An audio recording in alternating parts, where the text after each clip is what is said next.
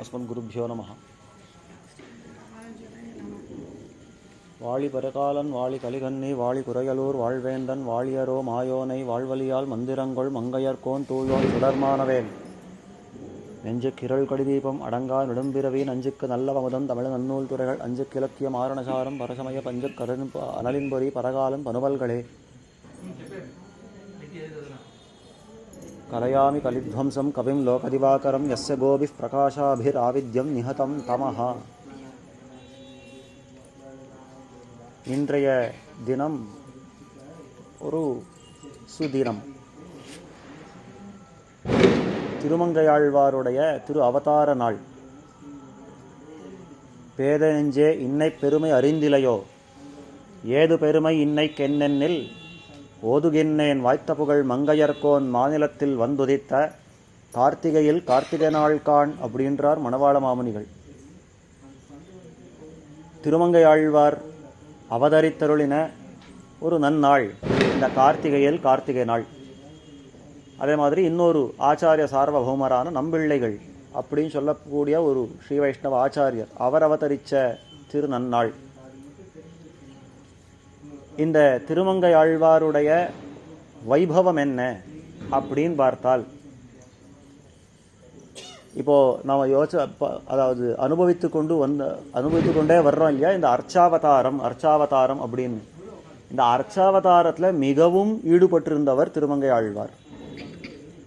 அவருக்கு ஸ்ரீவைகுண்டநாதனை விட, வியூகத்தில் இருக்கிற அந்த திருப்பார்கடல் ஷீராப்திநாதனை விட, ராமகிருஷ்ணாதி அவதாரங்களை விட, அந்தர்யாமியை விட மிகவும் ஆதரத்துக்கு லட்சபூதராயிருந்தவர் இந்த அர்ச்சாவதாரம், திவ்ய தேசத்து எம்பெருமான். அவருடைய சரித்திரம் ரொம்ப ஆச்சரியமாக சொல்லப்படுறது. நீலன் அப்படின்ற ஒரு திருநாமத்தோட அவர் ஒரு குறுநிலை மன்னனாக இருந்தார்.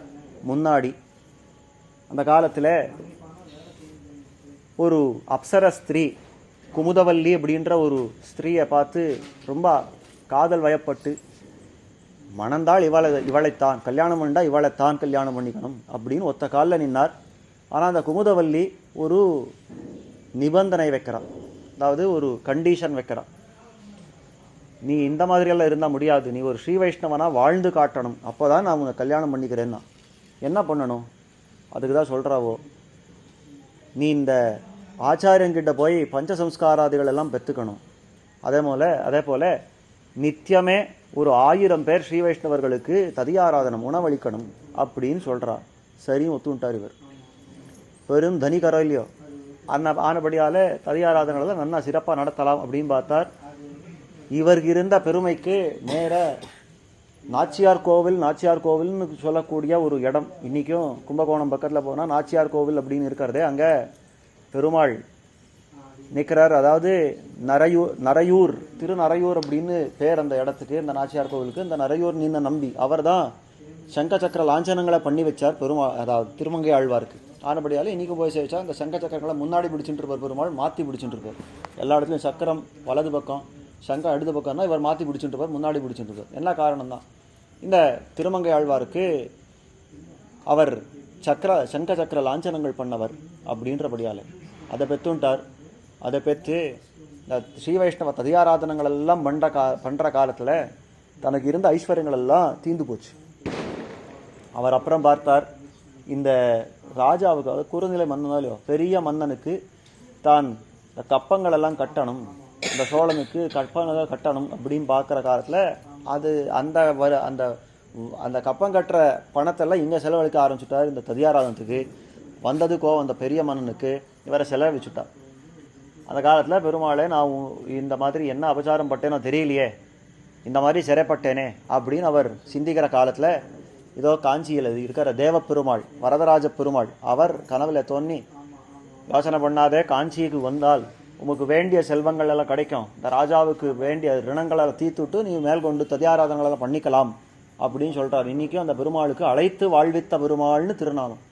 தேவப்பெருமாளுக்கு அழைத்து வாழ்வித்தான் அப்படின்னு திருநாமம். ஆகூய ரக்ஷகா, கூட்டு நான் இங்கே இருக்க, வாரும் இங்கே ரட்சிக்கிறேன் அப்படின்னு கூட்டு ரட்சித்த பெருமாள். அப்போ அந்த கனவை ராஜா கிட்ட சொல்ல ராஜாவும் பரீட்சை பண்ணி பார்த்துடலாம் அப்படின்னு காஞ்சி பக்கத்தில் வந்தால் தான் இந்த யதோக்தகாரி பக்கத்தில் இருந்த இடத்துல காட்டி அந்த மண்ணையே பொன்னாக்கி கொடுத்தார் பெருமாள். அப்போது அந்த வைபவத்தை அவருடைய பிரபாவத்தை அறிந்த அந்த ராஜா அபச்சாரம் பட்டோம், இனிமேல் நான் இந்த சிறையில் வைக்கிறதில்ல, நீர் அப்படியே இருக்கலாம், அதாவது சுதந்திரமாக இருக்கலாம்னு சொல்லி அவரை விட்டுவிட அது மேலே ததியாராதனங்களை தொடர்ந்து நடக்கிறது. இருந்தாலும் அந்த பணம் போரலை. ஆனபடியால் என்ன பண்ணார்னா யோசனை பண்ணாரா, பெருமாளுடைய காரியத்துக்காக பெருமாளுக்கு ஒரு நன்மை சேர்க்கறதுக்காக நான் கொள்ளையடித்தாலும் பரவாயில்லை அப்படின்னு கொள்ளையடிக்க ஆரம்பிச்சுட்டார் ஆழ்வார்.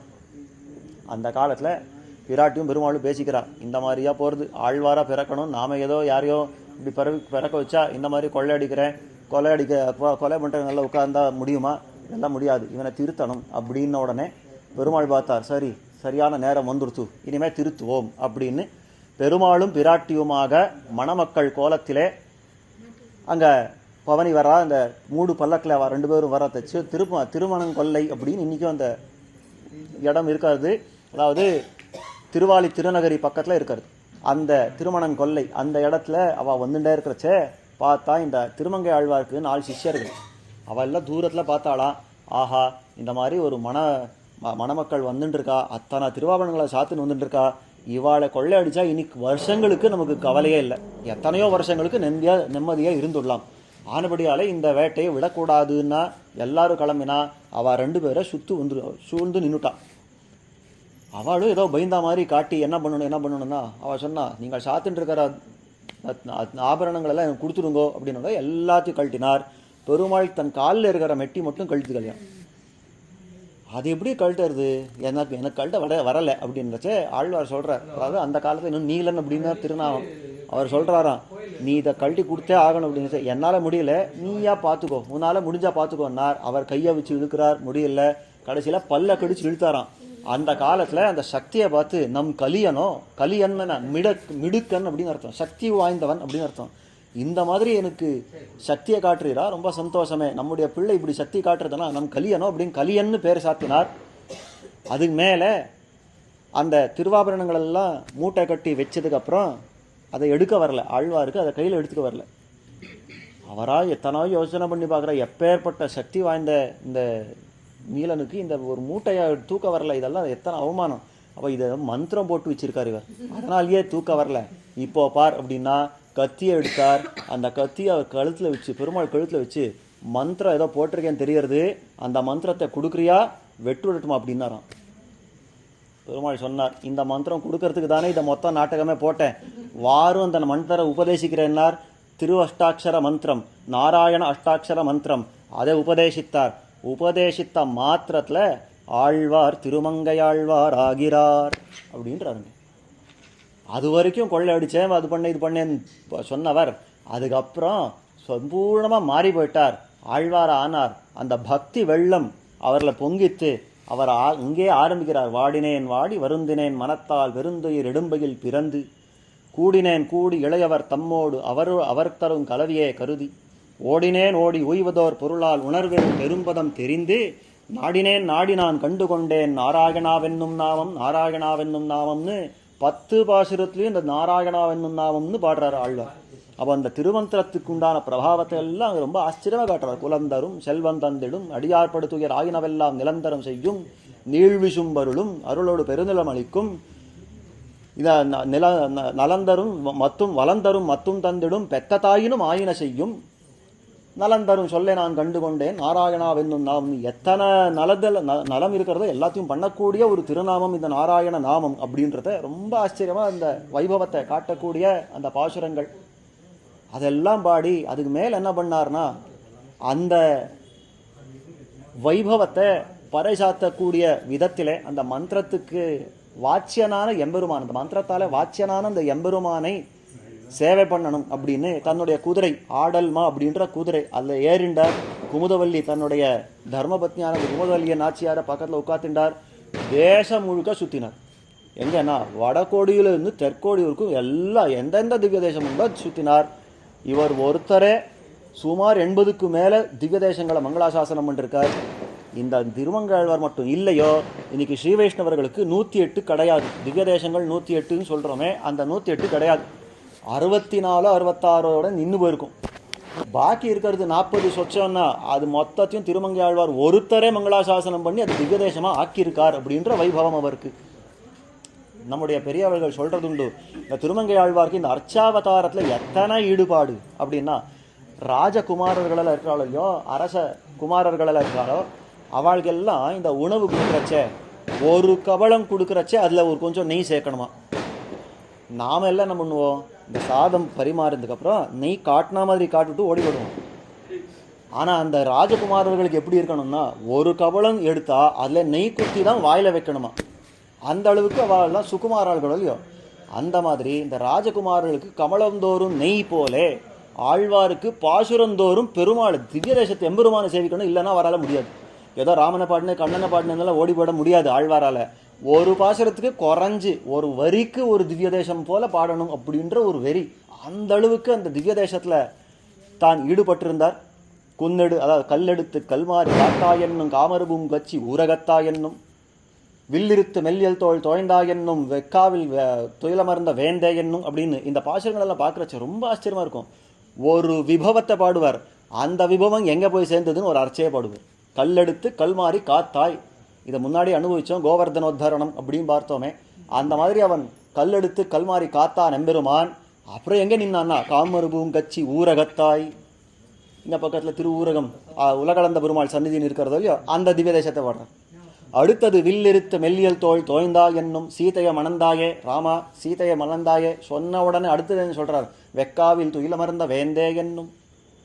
இந்த மாதிரி ஒவ்வொரு வரிக்கு ஒரு திவ்ய தேசம், ஒரு வரிக்கு ஒரு திவ்ய தேசன்ற அளவுக்கு அவருக்கு இருந்த ஈடுபாடு, அந்த திவ்ய தேசங்களில் இருந்த ஈடுபாடு. ஆடல்மா அப்படின்ற அந்த குதிரை ஏறி அவர் பாரதம் பூர்த்தியாக சஞ்சாரம் பண்ணி வடகோடியில் இருக்கக்கூடிய திருப்பிரிதி அப்படின்ற திவ்ய தேசத்தில் ஆரம்பித்து தெற்கு கோடியில் இருக்கிற திருப்புல்லானி, அதாவது அந்த திருப்புல்லானி வரைக்கும் எல்லா எத்தனை திவ்யதேசங்கள் உண்டோ வரிசையாக அப்படியே பாடிட்டு வரார். திருப்பிரிதி, அதுக்கு மேலே பத்ரிகாசிரமம் என்ன, அது மேலே இந்த சாலக்கிராமம் என்ன, நைமிசாரண்யம் என்ன, எத்தனை திவ்யதேசங்கள் உண்டோ அந்த மாதிரி திவ்யதேசங்களாக பாடின்னு வந்த அந்த ஆழ்வார் அவருடைய திருநக்ஷத்திரம் இன்றைக்கு.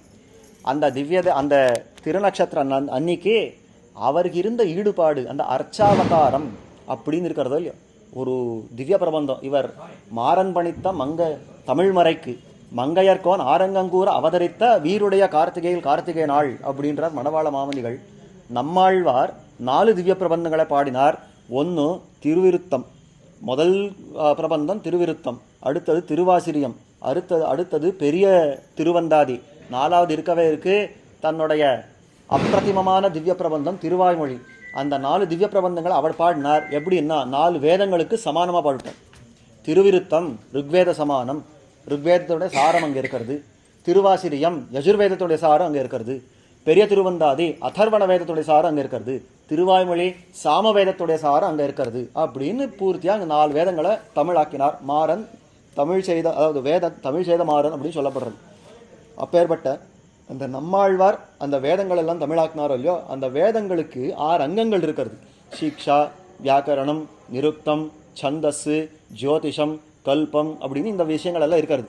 இந்த 6 அங்கங்கள் அதெல்லாம் என்னென்னா அதெல்லாம் அப்புறம் பார்த்துக்கலாம், ஒன்று ஒன்றா பார்த்துக்கலாம் என்ன அங்கம் என்ன அப்படின்றது. ஆனால் வேதத்துக்கு 6 அங்கங்கள் இருக்கிறதோ இல்லையோ, அந்த மாதிரி இந்த 4 திவ்ய பிரபந்தங்களுக்கு 6 அங்கம் வேண்டாமா? அந்த 6 அங்கங்கள் தான் இந்த திருமங்கை ஆழ்வார் பாடின 6 திவ்ய பிரபந்தங்கள். பெரிய திருமொழி 1084 பாசுரங்கள். அது மேலே திருக்குறுந்தாண்டகம் திருநெடுந்தாண்டகம் 2 சேர்த்து 50 பாசுரங்கள். அதே மாதிரி இந்த திருமடல், பெரிய திருமடல், சிறி திருமடல், திருவழுக்கூத்திருக்கை அப்படின்னு இந்த 6 திவ்ய பிரபந்தங்களை பாடிருக்கார். இருக்கிறதுலையே ரொம்ப அதிகமான பாடின ஆழ்வார் இவர். கிட்டத்தட்ட 2000 பாசுரங்கள் இவர் ஒருத்தரே பாடிருக்கார். 4000 திவ்ய பிரபந்தம் அப்படின்னுவோம். எத்தனை பேர் சுவாமி ஆழ்வார்கள்னா 10 பேர்னுவோம். அந்த 10 பேரில் 4000 திவ்ய பிரபந்தம்னா ஆளுக்கு 400 பாடிருப்பாளா அப்படின்னா கிடையாது. திருமங்கை ஆழ்வார் ஒருத்தரை 2000 சொச்ச பாட்டார். பாக்கி இருக்கிற ஆழ்வார் அத்தனை பேரும் பாடினார். எதை போலன்னா இது ரொம்ப ஆச்சரியமாக இருக்கும் இந்த விஷயத்தை சொல்கிறச்சே. அதாவது இந்த பாண்டவர்கள் எல்லாம் இருக்கிறாள் இல்லையோ, அந்த பாண்டவர்கள் குந்தி, திரௌபதி இவாளெல்லாம் ஒன்றா வாழ்ந்துற காலத்தில் அவள் சாப்பாடு சாப்பிடணும். எப்படி சாப்பிடுவான்னா அதை எழுதி வச்சிருக்கா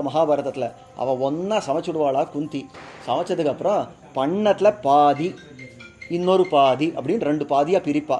ஒரு பாதி பீமசேனனுக்கு, மற்ற இருக்கிற பாதியில் பாக்கி இருக்கிற 6 பேருக்கு அப்படின்னு அவள் பிரிச்சுப்பாளாம். அந்த மாதிரி இந்த 4000 திவ்ய பிரபந்தம்னா ஒரு பாதி திருமங்கை ஆழ்வார், பாக்கி இருக்கிற பாதி போனா போகிறது 9 ஆழ்வார்கள் அப்படின்னு இருக்கிறது. அந்த வைபவத்தோட கூடின அந்த திருமங்கை ஆழ்வார் மிகவும் ஈடுபட்டிருந்தது இந்த அர்ச்சாவதாரத்திலே. அவர் சொல்றார், ஏறார் முயல் விட்டு காக்கை பின் போவதே. இந்த கையில் ஒரு முயல் இருக்குது, மாம்சம் சாப்பிடணும்னு ஆசையாக இருக்கிறவங்களுக்கு, அதில் கையில் ஒரு முயல் வச்சுண்டு இந்த முயலை தூக்கி போட்டுவிட்டு அங்கே காக்கை இருக்குது அதை சாப்பிட்றேன்னு சொன்னால் என்ன அனர்த்தமோ, அந்த மாதிரி அர்ச்சாவதாரம் இங்கே பெருமாள் பக்கத்தில் இருக்கார். சுவாமி இங்கே இதெல்லாம் சொல்லாமா, இதெல்லாம் கோவிலில் உட்காந்து இந்த விஷயங்களெல்லாம் சொல்லாமான்னா, நான் சொல்லலை, ஆழ்வார் சொல்லி வச்சிருக்கார். பரத்வம் அப்படின்னு இந்த பெருமாள் பின்னாடி ஸ்ரீவைகுண்டநாதன் அங்கே இங்கே நல்லா ஓடி போகிறாளே, இங்கே கையில் எட்டுற அளவுக்கு பெருமாள் இருக்கிறச்சே அங்கெங்கேயோ போகிறது என்ன, இங்கேயே சேவிக்க வேண்டாவோ அப்படின்னு ரொம்ப ஆச்சரியமாக அந்த ஈடுபட்டிருந்த இடம் அர்ச்சாவதாரம் அப்படின்னு சொல்லப்படுறது. எதனாலே இவர் இந்த அளவுக்கு அர்ச்சாவதாரத்தில் ஈடுபட்டிருந்தார்னா, அந்த அர்ச்சாவதாரத்தில் பெருமாள் இவருக்கு எத்தனையோ அனுபவங்கள் எல்லாம் கொடுத்துருக்கிறான், தன்னுடைய அழகையெல்லாம் காட்டிருக்கிறான். ரொம்ப ஆச்சரியமாக தான் இந்த திவ்ய தேசங்களில் பெரிய பெரிய அனுபவங்கள் எல்லாம் கொடுத்துருக்கான். விசேஷித்து திருக்கண்ணபுரம் அப்படின்ற ஒரு திவ்ய தேசம். இத்தனைக்கும் திருநறையூரில் இருந்த அந்த இருக்கிற அந்த நம்பி தானே அவருக்கு பஞ்சசம்ஸ்காரங்கள் பண்ணான்னு பார்த்தோம். அந்த பெருமாளுக்கு 100 பாசுரம் பெரிய திருமொழியில் 100 பாசுரம் அந்த பெருமாளுக்கு கொடுத்துருக்கார். இன்னொரு 100 பாசுரம் பார்த்தால் திருக்கண்ணபுரத்துக்கு தான் உண்டு. மற்ற எந்த திவ்ய தேசத்துக்கும் 100 பாசுரங்கள்லாம் கிடையாது. 10 பாசுரம் உண்டு. ஒரு பாசுரம், ஒரு வரி எல்லாம் ஆரம்பித்து மிஞ்சி போனால் ஒரு 10 பாசுரம், இல்லை 20 பாசுரம், இல்லை 30 பாசுரம், இந்த மாதிரி சொல்லி திருவரங்கம் பெரிய கோவில் அப்படின்றதுக்கு 50 பாசுரம். ஏன்னா அது அத்விதீயமான திவ்ய தேசம், அதுக்கு சமானமாக இன்னொன்று காட்டிட முடியாது. ஆனபடியால் எந்த திவ்ய தேசத்துக்கும் இல்லாத எண்ணிக்கை அவருக்கு 50 அப்படின்னு வச்சார். பாக்கி எந்த திவ்ய தேசத்துக்கும் அப்படி இல்லை. இது 2 திவ்ய தேசங்கள் மட்டும், திருநறையூர் திருக்கண்ணபுரம், இது 2த்துக்கு மட்டும் 100 பாசுரம். ஏன்னா அந்த இடத்துல தான் பெருமாள் அந்த திருநறையூரில் பஞ்சசம்ஸ்காரங்கள் பண்ணிருக்கார். திருக்கண்ணபுரத்து பெருமாள் தான் இந்த மந்திரத்தையே அவர் சொல்லி கொடுத்தாராம். அந்த ஆசை ஆனபடியால் ஆச்சாரியன் ஆசை இல்லையோ ரட்ட சம்பாவனை அப்படின்னு 50 பாசுரம் திருவரங்கத்துக்காக 100 பாசுரம் இந்த பெருமாளுக்குன்னு. இந்த மாதிரி அந்த திருக்கண்ணபுரத்தில் ரொம்பவும் ஈடுபட்டிருந்த பெருமாள். திருக்கண்ணபுரம் பாசுரம் கேட்கணுன்னாலே திருமங்கை ஆழ்வாருடைய அந்த பாசுரங்கள் கொண்டு அனுபவிக்கணும். திருக்கண்ணபுரம் பெருமாளை அந்த பாசுரங்களை கொண்டு அனுபவிக்கணும். ரொம்ப ஆச்சரியமாக இருக்கும் அந்த பாசுரங்கள். அந்த திருமங்கை ஆழ்வார் இந்த மாதிரியாக இந்த அர்ச்சாவதாரத்தில் ஈடுபட்டிருந்தார்ன்றதோட இன்னைக்கு நிற்போம். மேற்கொண்டு இந்த அர்ச்சாவதாரத்துடைய வைபவங்கள் எல்லாம் என்னன்றத நாளைக்கு முடியுமான்னு தெரியாது. இந்த கோஷ்டியில் அந்த கார்த்திகையில் அப்படி இப்படி ஓடுறதுலேயே ஆகிடும். நாளான்னைக்கு தொடர்ந்து மேற்கொண்டு விஷயங்களை பார்க்கலாம்னு நினைக்கிறேன். ஸ்ரீமதே ராமானுஜாய நமः.